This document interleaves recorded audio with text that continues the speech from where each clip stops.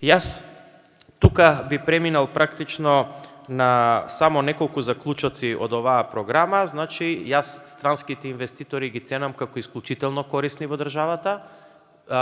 Владата има став дека тие придонесуваат за развојот на државата, но мислиме дека така потрошените средства можат да бидат многу посоодветно искористени со новата програма.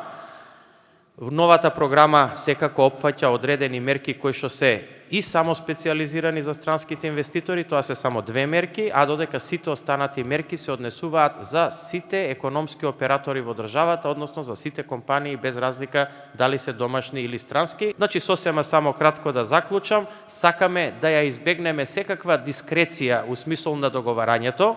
Сакаме секој инвеститор кој што ќе биде во Македонија унапред да биде запознаен и информиран со што може да рачуна како поддршка од државата.